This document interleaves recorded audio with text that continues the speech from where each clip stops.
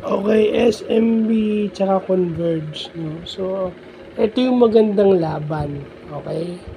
Dito rin makikita kung ano ang nadadala ng experience over youth, no? Kasi pag medyo bata ka, bata yung team mo, you come up with speed, stamina, and strength. Pero pag sa experience, ginagamit mo yung haba ng laro. Okay, ginagamit mo yung haba ng laro. No? Nasosurvive mo yung rally ng kalaban, yung run ng kalaban. And then sa dulo ka bumabawi. So, yun yung nadadala ng experience. Kasi, first quarter pa lang, si Chris Ross yung pinag-start. Okay? Bakit si Chris Ross? Para hindi makabuelo si Juan Gomez de Leaño. Okay, nag-struggle yung triple-double machine na gwardiya ng Converge 5 Elixers. Yun ang trabaho ni Ross. O hindi niya pinabuelo si Juan GDL, no? At dahil hindi niya pinabuelo si Gomez de Leaño, yung pace ng Converge nagsuffer. Diba?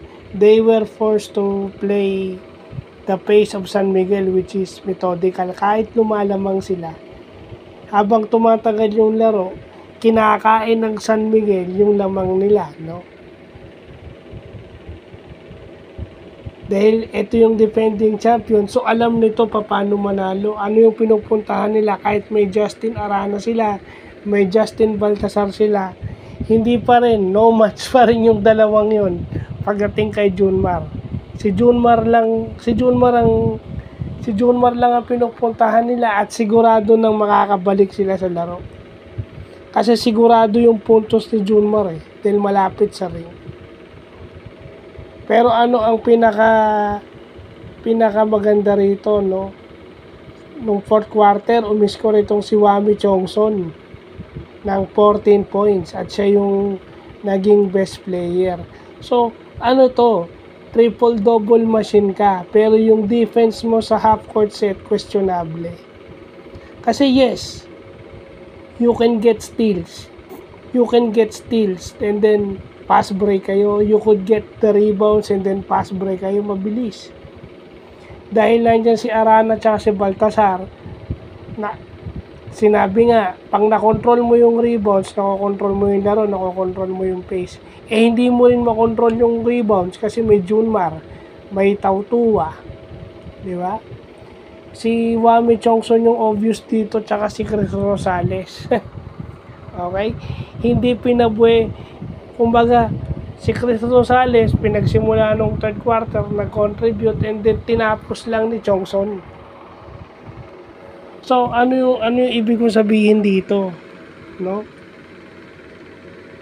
No, kahit sabihin mong naglaro ka sa ibang bansa, may experience ka sa ibang bansa, pero na-scout ka na ng San Miguel.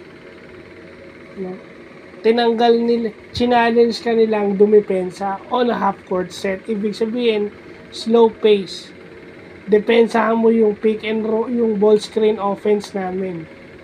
At syempre, yung una doon, si Chris Rosales yung nag-ano nun.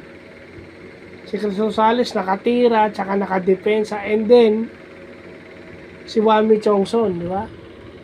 Umiscore ng 14 points. Dapat ito si 1GDL, dahil nga sira na yung rhythm niya, hindi na siya makadepensa. So, yun yung challenge sa rookie sa PBA. Nai-scout ka ng kalaban, di ba? Ano yung pumapatay sa'yo? Baka nakakalimutan natin, ito si Wami Chongson is scorer. Kaya niyang mag-take over ng game. Dahil nung nasa terapirma to, ito ang inaasahan. So, napilitan na timid lang yung scoring niya dahil kailangan niya maglaro in a system and with Junmar Fajardo. So, yun. So, tip din to sa mga bata, no, yung nagba-basketball. Hindi parating mabilis kayo. Dapat marunong din kayong dumipensa sa mga slow pace game. Hindi kayo puro bilis lang, hindi kayo palakasan lang ng katawan. Kailangan marunong din kayong mag-isip at saka marunong kayong i-pace yung sarili niyo. Kasi yun yung tinanggal ng San Miguel. Tinanggal nila yung pace ng Converge. Yung mabilis ng Converge, wala na yun. They were forced to play half court. So, yun lang po.